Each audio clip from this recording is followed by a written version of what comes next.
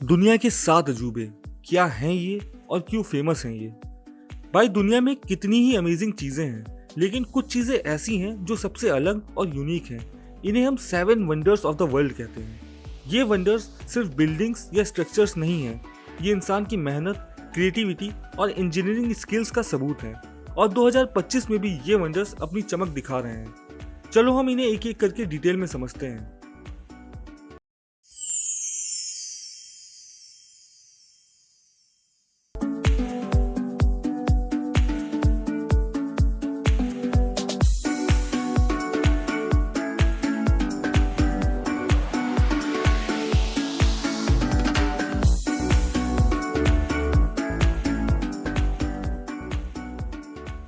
The great wall of China.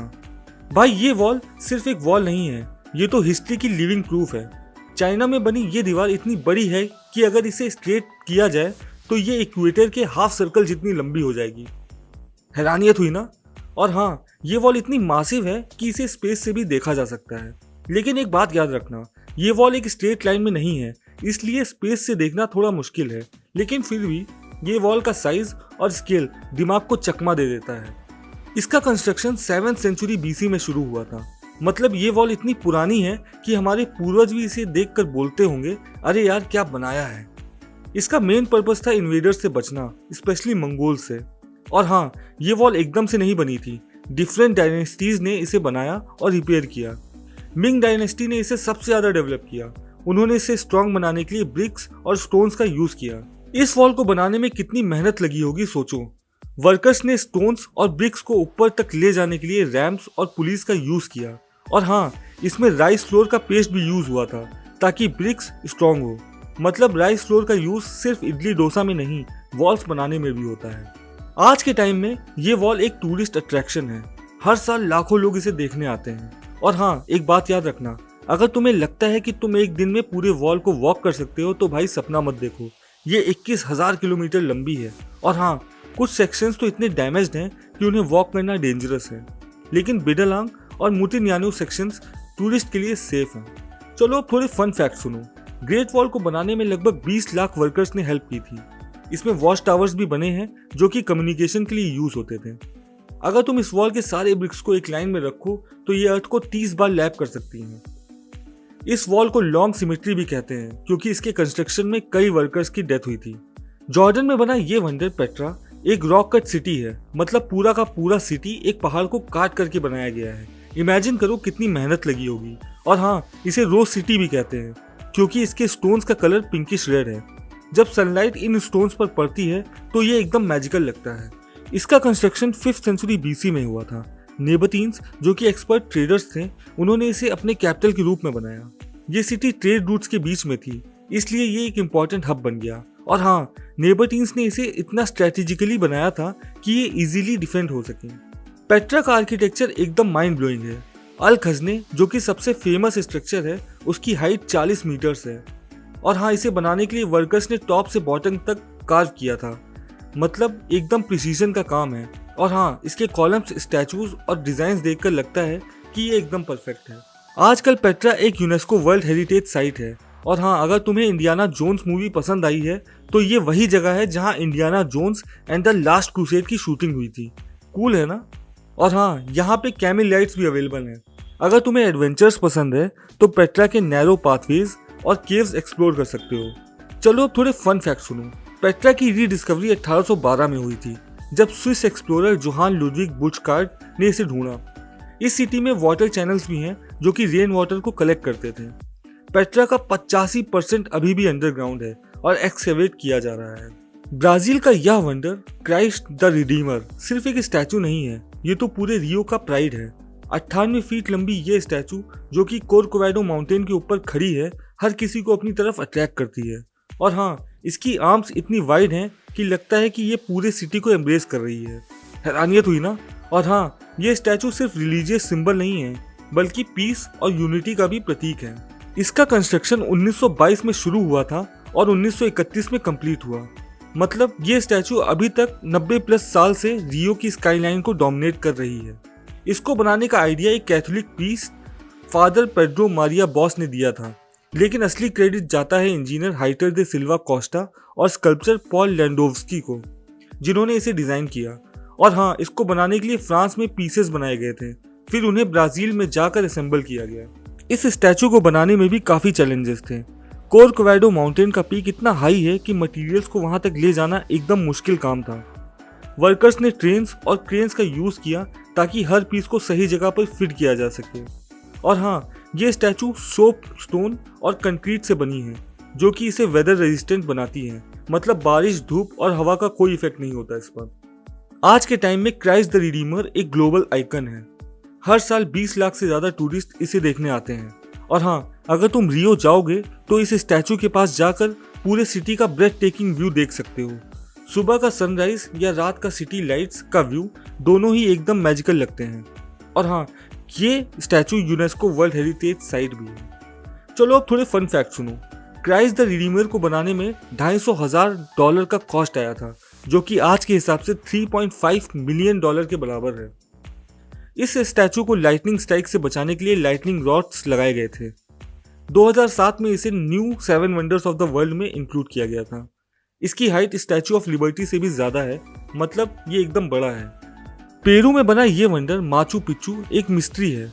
ये ancient इनका city, जो कि एंडीज माउंटेन्स के बीच में है, एकदम सरियल लगता है। इमेजिन करो 2430 मीटर की हाइट पर एक पुरानी सिटी, जहां से क्लाउड्स भी नीचे देखते हैं। और हाँ, इसे लॉस्ट सिटी ऑफ इनकास भी कहते हैं, क्योंकि ये सेंचुरीज तक दुनिया के लिए हिडन थी। इसका कंस्ट्रक्शन 15th सेंचुरी में हुआ, लेकिन 16th सेंचुरी में स्पेनिश इन्वेजन के बाद इसे छोड़ दिया गया।